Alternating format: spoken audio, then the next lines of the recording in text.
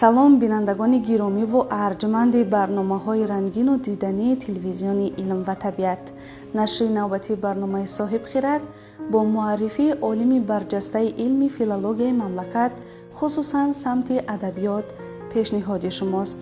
Адабиёт ва илми адабиётшиносӣ дар тӯли таърих ҳамеша ба заҳмати шахсиятҳое такя кардааст, ки бо диди амиқ, таҳлили огоҳона ва эҳсоси баланди масъулият ба омӯзиш ва тафсири каломи бадеъ машғуланд. Ин гуна олимон на танҳо мероси адабиро ҳифз ва тавзеҳ медиҳанд, балки бо фаъолияти илмӣ ва маърифатпарваронаи худ дар ташаккули завқи зебоишиносӣ, ҷаҳонбинии маънавӣ ва рушди тафаккури ҷомеа саҳми арзишманд мегузоранд.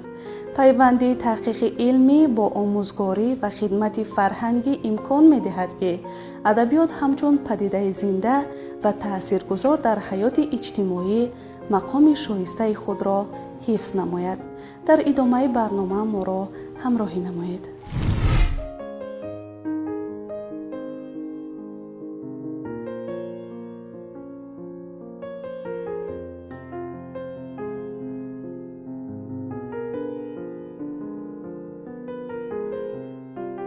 адабиёт ҳамчун оинаи тафаккури миллат ва илми адабиётшиносӣ, ҳамчун василаи дарки амиқи он дар ҳама давру замон ба заҳмати шахсиятҳои фидоӣ такя кардааст.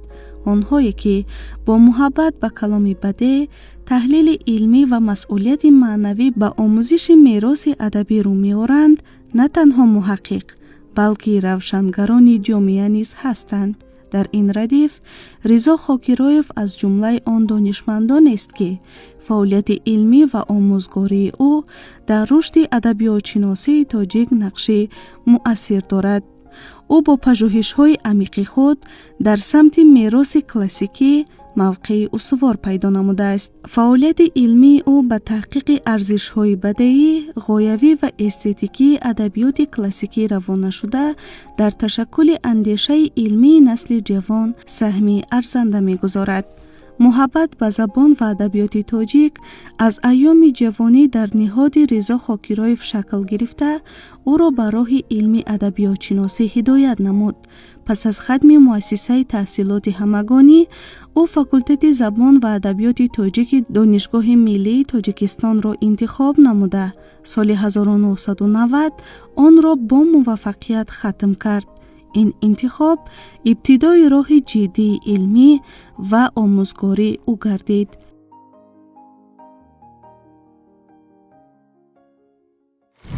завқи хониши бадеӣ дар мактаби миёна моро водор кард, ки ба ҳамин соҳа шуғл варзем ва ҳамин муаллимои беҳтарине, ки дар ҳамон вақт дарс мегуфтанд, моро ба ҳамин роҳ ҳидоят карданд. шинос шудан ба адабиёти классикӣ ва адабиёти муосир як завқи бисёр баланд дар дил масалан ангеза дод, ки мо ба ҳамин донишгоҳ рӯ овардем ва ҳамин касбро пеша кардем. дар мактаб баъд аз синфҳои ҳаштум интихоби касбу ҳунар аст ва ҳар кас аз диди салоҳияти худаш фарз кардем интихоб мекунад, ки оянда чӣ мешавад. бинобар ин вақте ки роҳбари синф масалан ҳамин гуна чиза матраҳ кард, ҳар кас пешаи худашро оянда чӣ мешавад дар ҳамон навишта мекард. мо ҳам аз рӯи завқ, ки адабиётро бисёр дӯст медоштем, навиштем, ки мо оянда муаллими забону адабиёт хоҳем шуд. ва он ҳангом барои шомил шудан ба донишгоҳ кори саҳл набуд. ва ин аст, ки мо соли аввал вақте ки омадем шомил шуда натавонистем ба донишгоҳ. аз ин роҳ мо хизмати ҳарбӣ рафтем, 2 сол хизмат кардем. баъд аз хизмати ҳарбӣ баъд омадем шӯъбаи тайёрии донишгоҳи миллӣ. 1 сол шӯъбаи тайёрӣ хонда, ба воситаи ин шӯъба баъд шомил шудем ба факултети филологияи тоҷик. ва дар бадали 5 соле ки таҳсил кардем, аз устодҳои бисёр донишманд мисли Шарифҷон Ҳусейнзода, соҳиб Табаррук Шӯратиевич, اسروری واحدمیر اشوری خب دودوجان توجی و سبق آموختیم و نتیجه این شد که ما در بدل 5 سال با نازکی های ادبیات از نزدیک با واسطه سرچشمه های معتبر با واسطه راهنمایی استادان مثلا شامل گردیده در آخر دیپلم دانشگاه عالی اون وقت انیورسیته دولتی به نام ولادیمیر ایچ لنین بود و مشرف شدیم به دیپلم با کسب معلم زبان و ادبیات تاجیک. در همه دور و زمان آموزگار به صفت چراغ راهنمای جامعه خدمت میکند. بخصوصا در زمان استقلال قدر و منزلت آموزگار در جامعه بالا رفت. مخصوصا بعد تصویب قانون جمهوری تاجیکستان درباره مقام آموزگار باز آموزگار به صفت یک چهره منور فکر جامعه مرتبه خود را از نو دریافت. این به سبب نیست. من فکر میکنم که توجه روزافزون رهبریت عالی جمهوری تاجیکستان مخصوصا پیشوای ملت به این پیشه مقدس که کسب آموزگاری را کسب پرشرف جامعه مینامند بی سبب نیست. زیرا آموزگار است که عقلهای در خواب بوده را به حرکت می آورد. آموزگار است که شاگرد تربیت می کند. آموزگار است که برای پیشرفت جامعه نیروی خود را صرف می نماید و از همین زمره آموزگاران استاد خاکرویف می باشد. رضا خاکرویف در تعلیم و تربیه نسل نورست زمان استقلال ثابت قدمانه گام می بردارد. هر یک درس آنها یک درس محبت، یک درس عشق، یک درس صداقت، یک درس خودشناسی و خودآگاهی ملی است. فعالیت کاری و علمی رضا خاکرویف با ساحه‌های گوناگون علم و معارف و طب و نشر پیوسته است. از سال 1999 او به صفت مدیر شعبه طب و نشر دانشگاه ملی تاجیکستان و همزمان دیرکتور نشریات سینا فعالیت نموده در رشد کار نشریاتی و پهن نمودن ادبیات علمی سهمی نظر است گذاشته است. سال 2006 وظیفه مدیر کافدرای زبان و ادبیات اکادمی میلیتسیای نزد وزارت کارهای داخلی جمهوری تاجیکستان را بر عهده داشته است. در این دوره او نه تنها به کارهای مأموری مشغول بود بلکه همچون آموزگار و محقق نیز فعالیت پرثمر انجام میداد. رضا خاکرویف با تشکیل روند تعلیم در اساس برنامه‌های معاصر، جلب آموزگاران صاحب تجربه و بالا بردن سطح کسبی کادرها تلاش نموده به تحکیم پایه‌های علمی کافدره مساعدت می‌نمود. فعالیت مهنتی رضا خاکرویف با مسئولیت شناسی، صداقت به کسب و پیوستگی دائمی به جریان علم و معارف توصیف می‌شود. او در هر زمینه فعالیت کوشش کرده است که دانش و تجربه خود را به نفع رشد علم، بالا بردن سطح معرفت و تربیت نسل جوان صاحب دانش روانه سازد.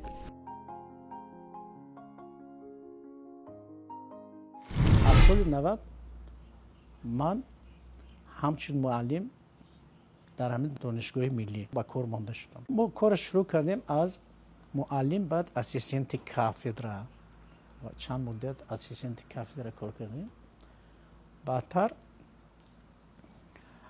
راه اسپرانتورا پیش گرفتیم.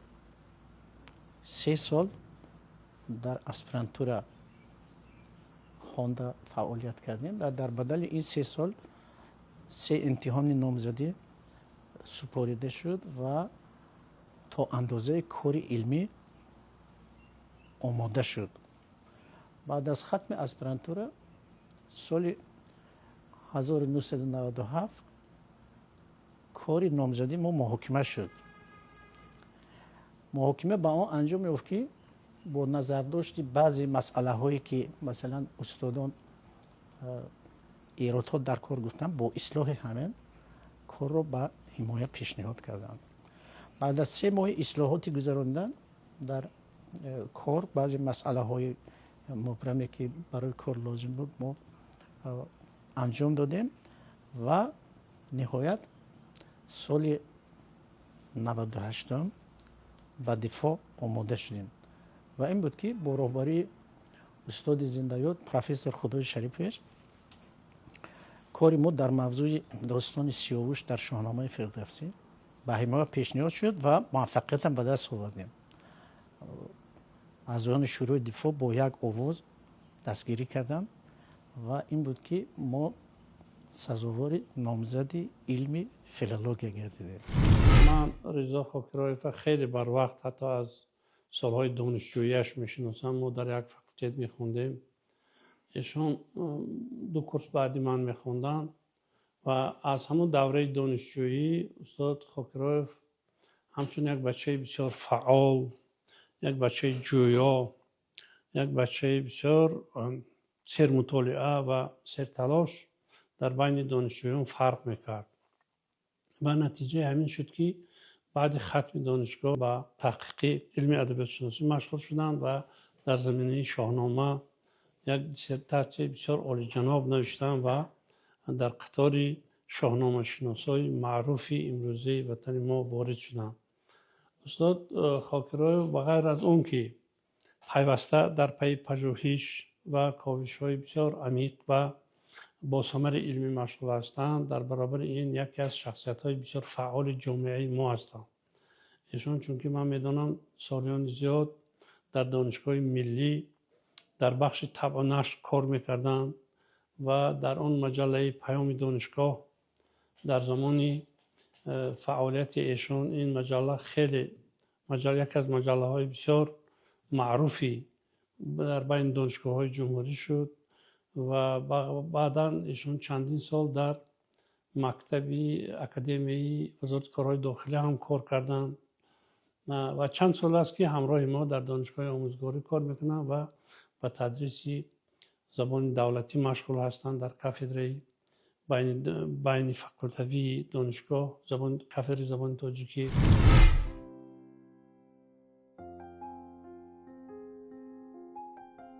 سال 1998 رضا خاکرایف رساله نامزدی خود را در موضوع خصوصیت‌های بدیعی و غایوی استتیکی داستان سیاوش ابوالقاسم فردوسی زیر راهنمایی دکتر علم‌های فیلولوژی پروفسور خدای شریف با موفقیت دفاع نمود. این تحقیقات همچون یکی از کارهای جدی در سمت آموزش حماسه ملی و پهلوهای استتیکی شاهنامه ارزیابی می‌گردد. در رساله مؤلف با تکیه به اصولهای معاصر تحلیل ادبی، ساختار بدیعی، نظام ابرزها، رمزیت و غایه مرکزی داستان سیاوش را همه جانبه بررسی نموده، رابطه عنعنه و نوآوری را در حماسه فردوسی روشن ساخته است. تحقیقات با مقایسه منبع‌های تاریخی و ادبی غنی گردیده، ارزش علمی آن را باز هم افزون نموده است. نتیجه های این پژوهش نه تنها برای ساحه فردوسی شناسی بلکه برای رشد عمومی علم ادبیات شناسی تاجیک اهمیتی نظررس دارند.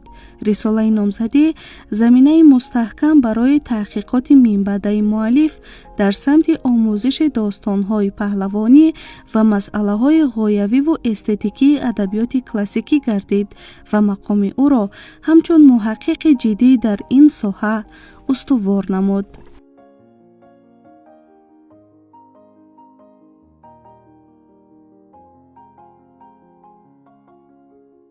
برای پژوهش، برای انجام دادن کار علمی مطالعه زیاد لازم است. مواد بسیار رو بررسی کردن در کار است.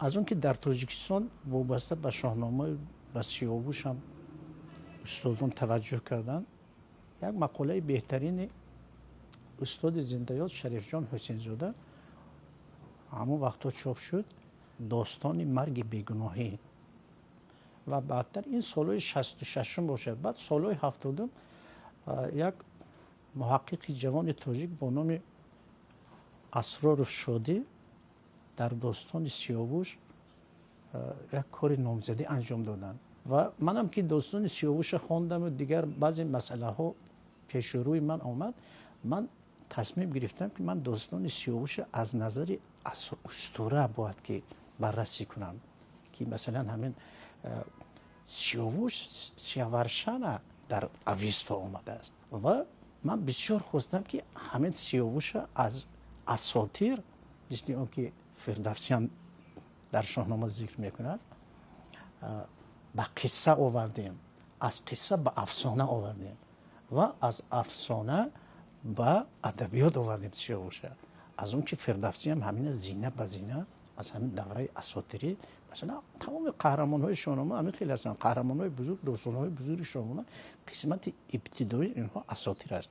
خلاصه این شد که یک مقاله به وجود آمد، تحول اسطوره سیاوش تا زمان فردوسی. همین مقاله نوشتم، این مقاله در کانادا چاپ شد سال 93. این مقاله چاپ کردن با کوشش ایجی رفشن رحمان این کار صورت گرفت، چون که اون کس که بسیار هم به اساطیر و افسانه سر و کار داشتن، همین نوشته من با ما مجله مهر فرستادن، در کانادا این چاپ شد. چاپ گردیدن همین مقاله باعث اون گردید که اون استادانی که نظرشون به کار من منفی بود از نظرشون دیگر کردن، گفتن که در حقیقت میشد اصلا این کار. همه همینا باعث اون گردید که نتیجهش یک دیسرتاسیا در خصوص داستان سیاوش به وجود آمد. فعالیت استاد رضا خاکرویف بسیار گسترده است در جاده علم. هم استاد یکی از عالمان موفق کشور هستند و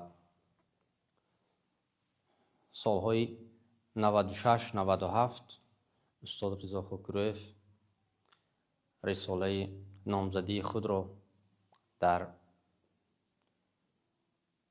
شاهنامه فردوسی، مخصوصاً در تحقیق یکی از داستان‌های فاجعه‌ای شاهنامه بی‌زوال حکیم ابوالقاسم فردوسی، داستان سیاوش، تحقیقات خود را به انجام رسانیدند و چهره اخلاقی، جوانمردی و بسیار عبرتبخشی سیاوش را استاد رضا خاکرویف در پژوهش خودشان با تکیه به سرچشمه‌های معتمد برای دوستداران کلام بده گشوده دادند و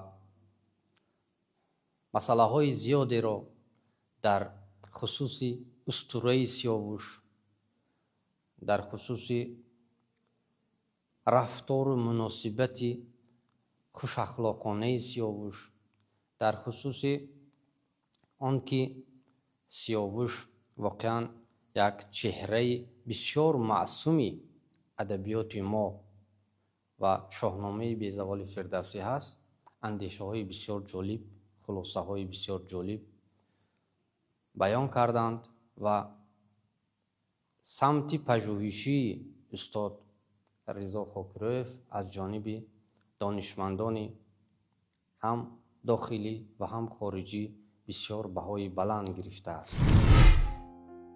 رضا خاکرویف مؤلف مجموعه‌های اصول تهیه و ترتیب اجرای کار مستقلانه، آثار اکادمیا، کارهای مستقلانه دانشجویان، سیر تحول سیمای سیاوش در ادبیات فارس و تاجیک، برنامه تعلیمی برای شنوندگان شعبه تیاری، همسنگ سیاوش، ادب از جوانی آموز، سیاوش در اسطوره و ادبیات، اندیشه ها عاید سخن و سخنوری و بعضی بازیافت‌های آن، استاد لایق و زبان ملی و امثال اینها می باشد.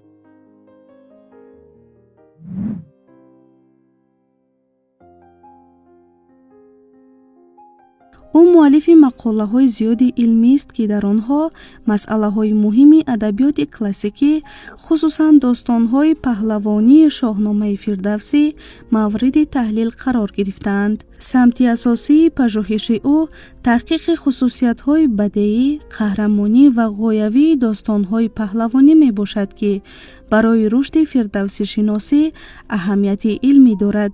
در مقاله‌های علمی خود رضا خاکرویف نه تنها خصوصیت‌های بدیعی و قهرمانی داستان‌ها را تحلیل کرده است، بلکه مسئله‌های زبان ادبی، رمزیت، ساختار سیوژتی و پهلوهای معنوی و اخلاقی شاهنامه را نیز فرا گرفته است. او با مقایسه و تحلیل مثال‌های گوناگون از داستان‌های پهلوانی توانست روش‌های نو در فهمیش متن‌های کلاسیکی و جایگاه آنها را در فرهنگ ملی پیشنهاد نماید.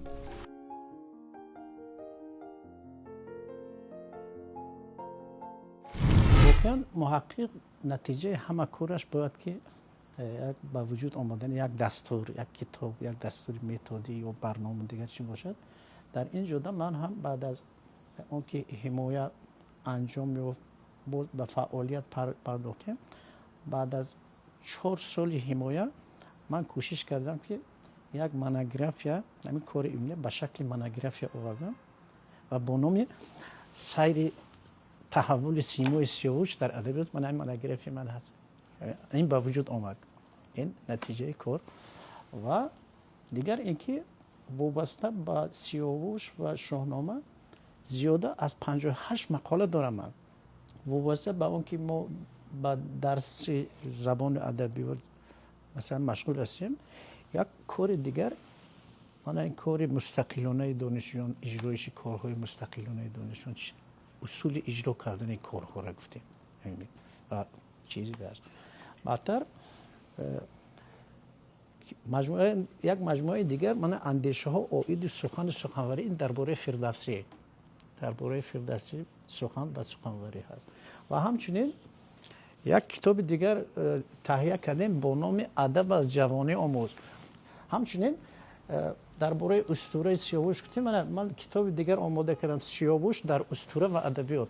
من این کتاب همسنگ سیاوش شده اسرار تحقیقات نقض بردن، من همین همسنگ سیاوش گفته به خاطر همان کس این کتاب آماده کردیم. و دیگر اینکه چند مدت من در وزارت کارهای داخله، در اکادمی وزارت کارهای داخله همچون سردار شعبه علم و طب و نشر خدمت کردیم و در همین وقت چند مدت 13 سال قریب من اونجا بودم. من همه اقدام کرده از دانشگاه ملی که من رئیس نشر دانشگاه ملی بودم، دیرکتور نشریات سینا، همین اقدام اکادمی وزارت کارهای داخلی برده. انا یک ژورنال بسیار ژورنال آثار اکادمی چند مدت با این کار کردم تا سال 2013 و امروز همین ژورنالی که ما همین ساختیم، امروز یگانه ژورنالی که در همین واک مثلا همین اداره های قدرتی ما، همین وزارت های قدرتی ما، یگانه ژورنالی که برای وقت دارن من همین ژورنال است. امروز بسیار با نفوذ این در اکادمی فعالیت میکنه. و دیگر بعد مقاله ها در صفحه های روزنامه ها چاپ شدگی هست و تقریض ها چاپ شدگی است نسبت به کتاب این یا اون استاد. و همزمان یگان 25-26 مراتبه من به رساله ها همچون مقرض رسمی برآمد کردگی هستم. واقعا همین. و امروز هم من کار ادامه داده استادم وابسته به شاهنامه فردوسی و خصوصا به داستان‌های پهلوانی شاهنامه که امروز تحقیقات برده استودیم و کارها هم هست و چندین مقاله هایم مثلا روی کار اومد در شبکه‌های اینترنتی، چند چیز من چاپ کردم وابسته به فردوسی و این کارم ادامه دارد. من سلسله مقاله های استاد خاکیروف را درباره شاهنامه فردوسی، نقش شاهنامه فردوسی در تشکل خودشناسی ملی، شاهنامه عبدالقاسم فردوسی همچون حماسه ملی مطالعه کردم. در برابر این استاد خاکیروف در تهیه، تالیف و نوشتن کتاب‌های درسی از جمله کتاب زبان تاجیکی سهم فعال دارند. سلسله مقاله‌های علمی استاد خاکیروف در مجموعه علمی انوار دانش که هر 3 ماه در فاکولته فیلولوژی تاجیکی دانشگاه آموزگاری تاجیکستان انتشار می‌گردد، پیوسته چاپ میشن. من فکر میکنم که فعالیت علمی و فعالیت ایجادی و فعالیت تعلیمی استاد خاکیروف به همدیگر توأمند. آنها یک هدف دارند: تعلیم نسل نورست و راهنمون کردن دانشجویان، خوانندگان به راه درستی زندگی و در همین زمینه در همین سمت استاد خاکیروف کامیاب هم شدند.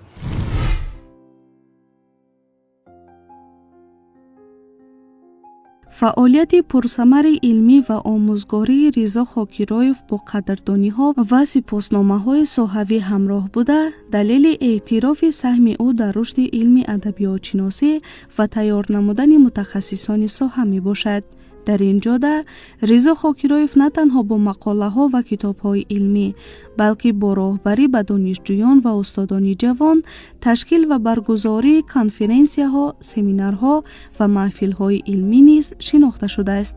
قدردانی‌ها و سپاسنامه‌ها به او همچون نشانه اعتراف دستاوردهای علمی، اعتبار و حس مسئولیت بلند در پیشبرد علم و معارف داده شدند.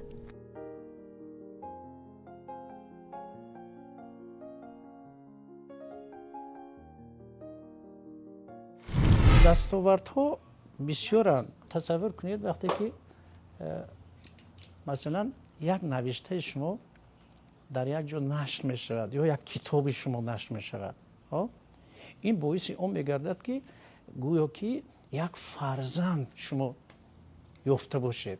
انسان وقتی که به تحقیق و پژوهش مشغول می شود، هر وقتی که یک چیز تازه، یک مقاله، یک دستاورد، یک کتاب، یک دستور به نشر می رساند، این یک همون لحظه بسیار با فراغت و خوشحالی همون شخص محسوب می‌گردد.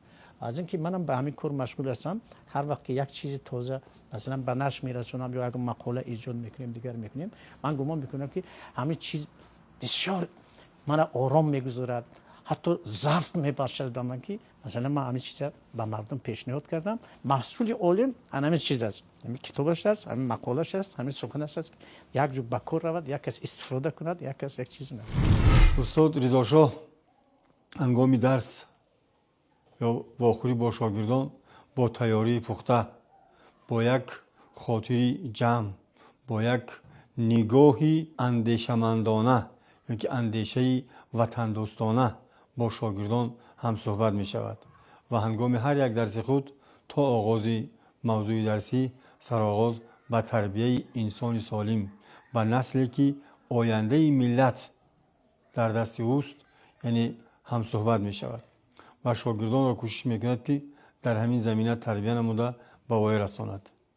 او که استاد ادبیات است، درس ادب می آموزد و از پارچه هایی که از شاهنامه قرائت می کند، از ابرزهای اساسی شاهنامه با شاگردان هم صحبت می شود و در همین زمینه می خواهد که شاگردان را تربیه کند تا آنها به کمال رسند و در آینده یگان شخصانی لازمی جامعه شوند. همچون آموزگار، رضا خاکیروف در تربیه نسل جوانی ادبیات‌شناسان، آموزگاران و کارمندان ساحه معارف سهمی ارزنده گذاشته است. درس‌ها و مشغولیت‌های علمی او با روحیه تحقیقی، احترام به میراث کلاسیکی و تشویق اندیشه مستقل فرق می‌کنند. در روند آموزگاری، رضا خاکیروف نه تنها دانش‌های نظریوی را به دانشجویان می‌آموزاند، بلکه آنهایی را که به علم و تحقیق میل دارند به کار عملی، تحلیل متن‌های کلاسیکی و تهیه مقاله‌های علمی راهنمایی می‌کند. او همچنین به دانشجویان احساس مسئولیت، دقیق اندیشی و احترام به ارزش‌های فرهنگی ملی و ادبی تاجیک را می‌آموزاند. فعالیت آموزگاری او تأثیر مثبت به تشکل متخصصان جوان داشته، بسیاری آنها امروز همچون عالمان، آموزگاران و محققان موفق در ساحه‌های گوناگون ادبیات‌شناسی فعالیت می‌کنند.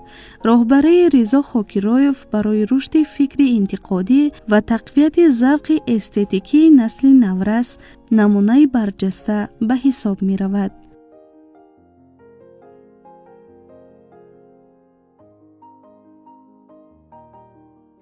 معلم وظیفه‌اش همین است که شاگرد تیار کند. دانشجویی هست که ذوق دارد، ذوقش زبان به یا ذوقش در شعر، در ادبیات است. لیکن با دانشجویی هست که از این چیزها مثلا صرف نظر میکند، لیکن مهمتر آن است که وقتی که درس تدریس می شود توجه دانشجو بسیار زیاد می شود. مثلا بعضا همین دانشجو بعد از درس کافدره میگن که معلم همون چیزی که شما گفتید همین ما از کجا پیدا کنیم. پس ببینید وظیفه معلم شور انگیختن در قلب مثلا شنونده یا که دانشجو یا طلبه. اگر معلم استعداد بلند داشته باشد که مثلا همه شور در نهاد و مهند و بچه فکر میکند، جستجو میکند و در بسیار موردها بعضی که مسئله های تدریس درس میشود و ذوق خواننده بالا میرود در وقت مثلا صحبت کردن از این یا اون پرسوناژ ما کوشش میکنیم که همه پرسوناژ یک بار حواله نمیکنیم بچه با همون لحظه کلمیناسیون اومده نقطه میمونیم میگیم که یعنی بچه‌ها ببینیم که درس آینده کی دوام همین از کجا پیدا کرده میخواند. بعد دیگه رو میگه معلم دوامش بگید، معلم دوامش بگید. ببینید که درس دیگر هم 25 نفر نه 2-3 نفر از بین بود دست برداشتن میگه معلم ما از فلان کتاب انمی چیز خوندم فلان جا انمی خیلی چیز بود. انمی خیلی بچه‌مو هست. من همیشه تاکید میکنم که انمی زبان، انمی تربیت در دست شما هست. آینده شما تربیت میکنید. بنابراین شما امروز زبان اگر نقض از خود کردید آینده فرزند شما، آینده شاگردای شما زباندار میشه. از این نقطه نظر من خوشحال هستم که بچه‌ها به همین چیز توجه میکنند. استاد خاکرایف در کارهای علمی فکولته بسیار فعالانه اشتراک میکنند در تربیت دانشجوها، آماده کردن دانشجوها با آزمون‌ها، آماده کردن دانشجوها با رقابت‌های بین دانشگاه‌ها، در آماده کردن دانشجویان در کارهای علمی دانشجویی و غیره بسیار فعال هستند و همیشه کار میکنند. فعالیت آموزگاریشون و هم فعالیت معلمی و روشنگریشون و هم فعالیتی که پژوهشگریشون همش نمونه عبرت برای جوانای ما می باشد.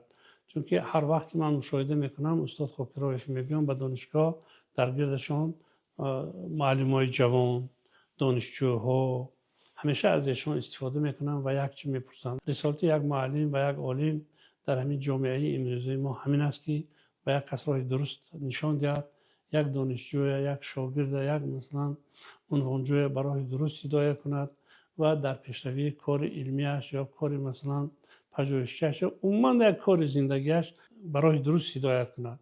این رسالت عالم، رسالت روشنگر و رسالت معلم می باشد که خوشبختانه استاد خاکرایف این رسالت بسیار با سر بلند اجرا کرده ایستادند. برای شاگردان ما، برای جوانانی که به ساحه علم بیان و کسب آموزگاری مشغول میشوند نمونه عبرت و راهنما بود.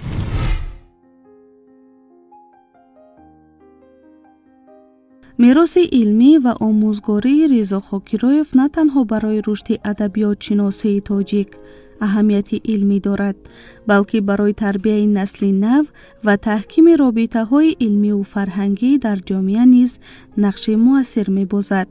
پژوهش‌های او در سمت تحلیل داستان‌های پهلوانی، آموختن خصوصیت‌های بدیعی و غایوی آثار کلاسیکی همچون پایگاه با اعتماد برای تحقیقات منبعده خدمت می‌کند. در مجموع فعالیت رضا خاکرایف نمونه هماهنگی و پیوستگی علم و آموزگاری با زحمت و صداقت به فرهنگ و میراث ادبی بوده جایگاه او را همچون یکی از چهره‌های برجسته ادبیات شناسی معاصر تاجیک استوار می‌سازد. او نه تنها محقق و آموزگار بلکه روشنگر و راهنما برای محصلین آینده می باشد که علم و فرهنگ را همچون رسالت حیاتی قبول می کنند.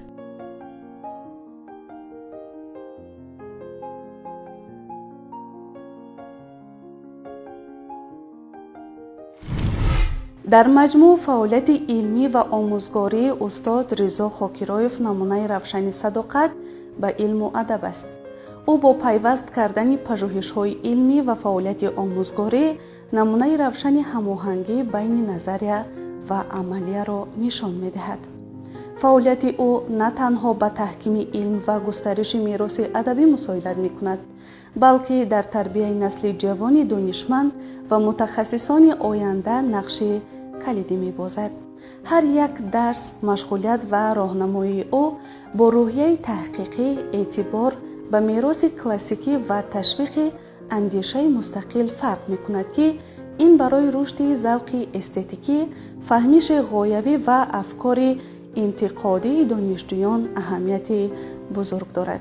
بینندگان گرامی و ارجمند، اینجا رسیدیم به انتهای برنامه امروزه صاحب خرد که از فعالیت علمی و روزگار آموزگار صاحب خرد ساحه ادبیات شناسی تاجیک رضا خاکیرویف قصه می‌کرد. آنهایی که خواهش اشتراک در برنامه‌های ما را دارند، پس می‌توانند توسط رقم‌های روی اکران بوده با ما در ارتباط باشند. تا نشرهای دیگر سالمی کامل به شما تمنا داریم. خیر.